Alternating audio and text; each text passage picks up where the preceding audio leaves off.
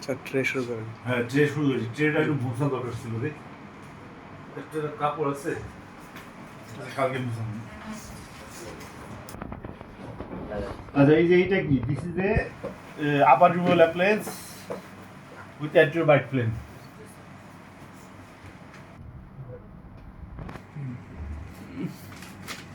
Upper removal appliance with anterior bite plane.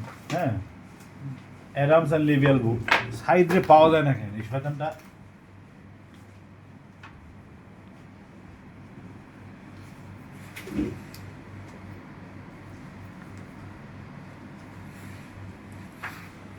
আচ্ছা, তাহলে upper removable appliance with anterior bite plane, এটা কি জন্য দিছে?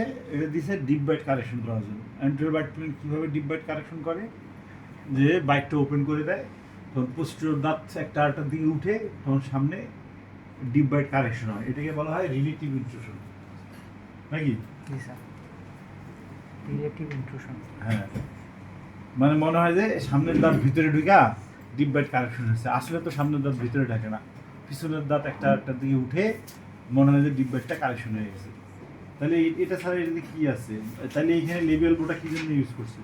হয় এটা স্যার এই অ্যাপ্লায়েন্সে রিটেনশন বাড়াইছে, এখানে লেবেল বো অ্যাক্টিভ নাই, এটা দিয়া রেট্রোক্লাইন করতেছে না স্যার, এখানে অ্যান্টিরো বাইট প্লেন দিছে, এটা দিয়া নাকি?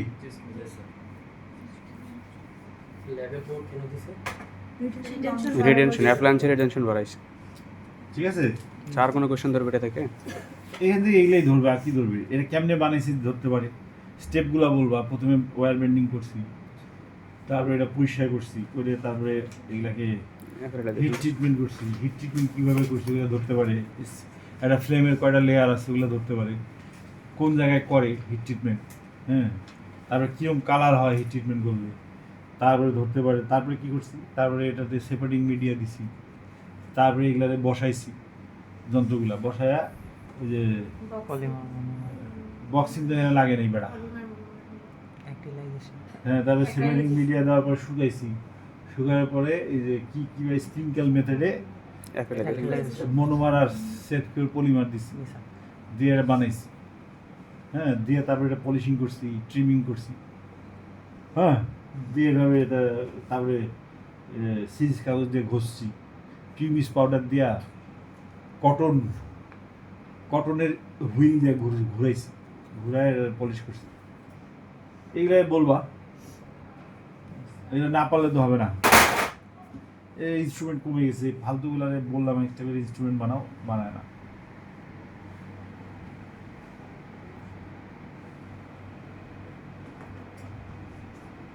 এটা কি? এটা হচ্ছে একটা কোয়াড হেলিক্স, এটা একটা সোলো এক্সপ্যান্ডার, এটা দিয়ে ডেন্টুয়াল ভেলার এক্সপ্যানশন হয়।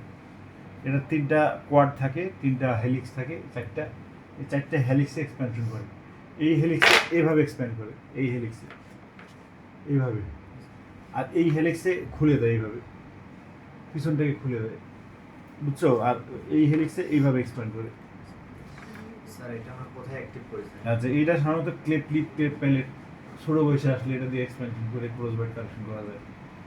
ঠিক আছে, তারপরে একটা সিম্পল একটা ক্রস বাইট আছে যেটা ইয়াং এজে আসছে, যখন প্যারাটকে এটা দিয়ে স্লো ডেন্টুয়াল ভেলার এক্সপ্যানশন হয়। সাধারণত ক্রস বাইট যেটা মাইল্ড এবং ইয়াং এজে আসছে ছোটো তারপরে ক্লেপ প্যালেট যেটা ইয়াং এজে, ক্লেপ প্যালেটের কি ক্লেপ প্যালেটের এটা তো জোড়াই লাগে না, এমনি ফাঁকা থাকে, তখন এগুলো ইউজ করলে হয়ে যায়।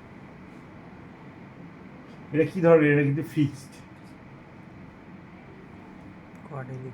হ্যাঁ, এটা কি দিয়ে লাগাবা দাঁতের সাথে?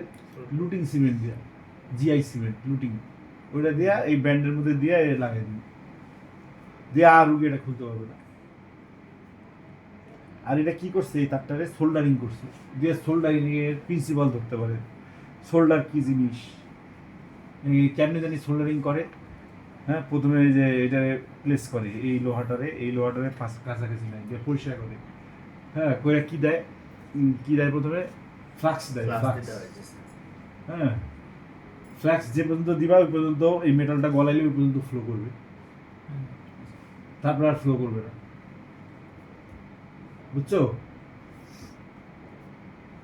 সোল্ডারটা কি? সোল্ডার হচ্ছে এমন একটা মেটাল বা একটা সংকর ধাতু যেটা এই যার মেল্টিং পয়েন্ট এই দুইটা মেটালের চেয়ে কম। হ্যাঁ, এবং যেটা এই দুইটা মেটালকে জোড়া লাগাবে সেটাকে শোল্ডার বলে। ঠিক আছে, আমি বাংলায় বললাম সহজ করে যাতে মনে থাকে। ঠিক আছে, এইভাবে যদি বলতে পারিস তাইলেও মাইনে নিব তো, ঠিকই তো বলছে। তারপরে কি করতে হয়, এই দুটো পাশাপাশি নিয়ে এখানে ফ্লাক্স ফ্লো করতে হয়।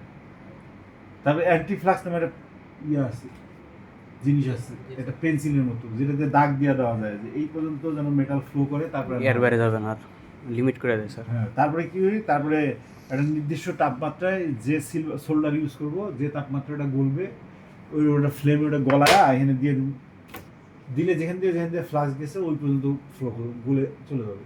দিয়ে তারপরে ওটা ঠান্ডা করলে দুই মেটাল জড়া দিয়ে দেবে।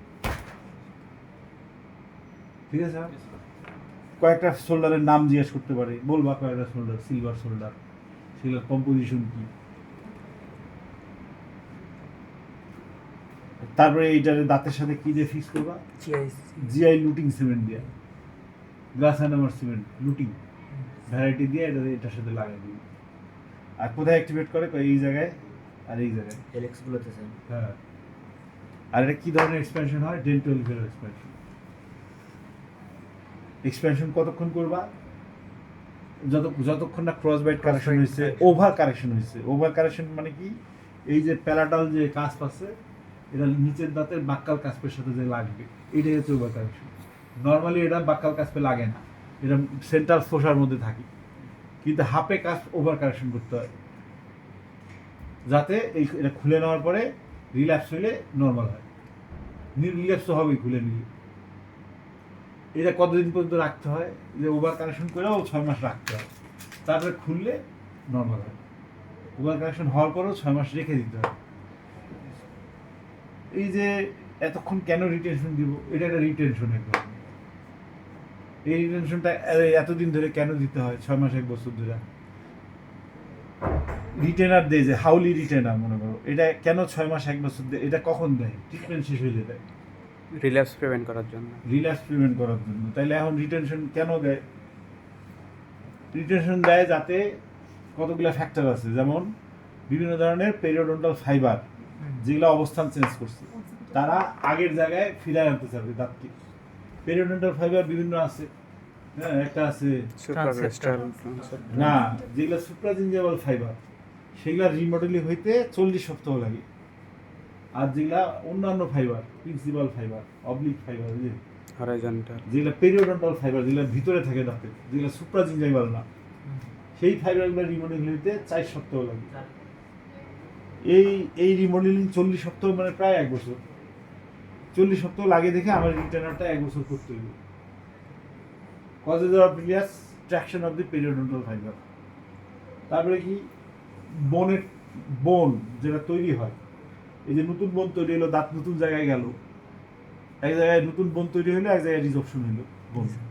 যে নতুন বোনটা তৈরি হলো ওটা শক্তি কম, ক্যালসিফাইড না, ওটারও সময় লাগে ক্যালসিফাইড হইতে।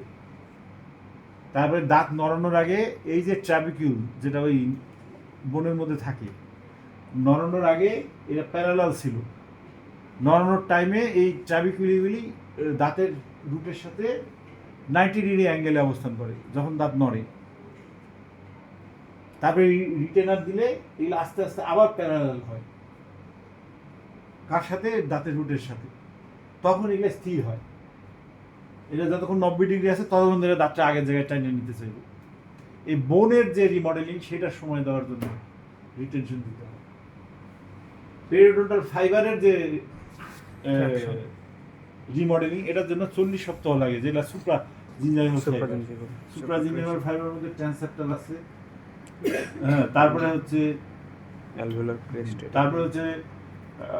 তারপরে রিল্যাপসের কজ কি, যেমন ইটিওলজি যদি আমি ঠিক না করি, যে ইটিওলজির কারণে এই ম্যানিপুলেশনটা হয়েছে, টাং থাস থাকতে পারে, থাম সাকিং থাকতে পারে, যেটা কারণ সেটা রিমুভ করছি কিনা, রিমুভ ঠিকমতো না করলে রিল্যাপস হবে। পেশেন্ট কোঅপারেট না করলে রিল্যাপস হবে, পেশেন্ট যদি রিটেনার ঠিকমতো না করে। তারপরে হচ্ছে টুথটাকে যদি একটা আনব্যালেন্সড পজিশনে রেখে দিই, হ্যাঁ, তারপরে অক্লুশন যদি ঠিক না করে দিই, কামড় যদি ঠিক না করে দিই, কামড় বাইট এগুলো যদি ঠিক না হয়, হ্যাঁ, তাইলে আবার রিল্যাপস হইতে পারে। অ্যাডোকাট রিটেনশন না দিলে। হ্যাঁ থার্ড মোলার এরাপশনে কয়টা হতে পারে? হ্যাঁ ওগুলা পরে, এই যে এগুলো হচ্ছে মেইন কজ, এগুলো বলতে পারলে পাস। স্যার ওই এটা কি, এটা হচ্ছে একটা লিঙ্গুয়াল আর্চ। এটা কি, এটা স্পেস মেনটেনের হিসেবে কাজ করে। হ্যাঁ মোলার, তারপরে ইউটিলাইজেশন অফ লিওয়ে স্পেস নামে একটা কথা আছে প্রিভেন্টিভ অর্থোডন্টিক্সে। একটা লোকের ক্রাউডিং হচ্ছে, আমি যদি মোলারকে ধরে রাখি, ডিসিডুয়াস ফার্স্ট মোলার সেকেন্ড মোলার পড়ে যাওয়ার পরে মোলার যদি সামনে আগে না দিই, এরকম একটা লিঙ্গুয়াল আর্চ দিয়ে রাখি, হ্যাঁ মোলারকে সামনে, তাহলে লিও স্পেসটা বড় না, জি জি স্যার। লিও স্পেসে তখন সামনে যদি ক্রাউডিং থাকে ওটা ঠিক হয়ে যাবে, যদি লিও স্পেসটাকে এইভাবে ধরে রাখা যায় এরকম একটা লিঙ্গুয়াল আর্চ দিয়ে। লিও স্পেস কি জানোস তো? জি স্যার। হ্যাঁ। ডেসিডিয়াস Combined major distal weight of the 3 4 5 টা স্যার ছোট। সিডি আর 3-4-5 এর মধ্যে। deciduous এ বেশি, পার্মানেন্টে কম। ওই ইয়ারা রাখতো, এইটা মুসুক, ওই যে ওখানে রোমানা। একজন মহিলা আছে বলো যে আপনার একটু ক্লিন করতে ডাকে।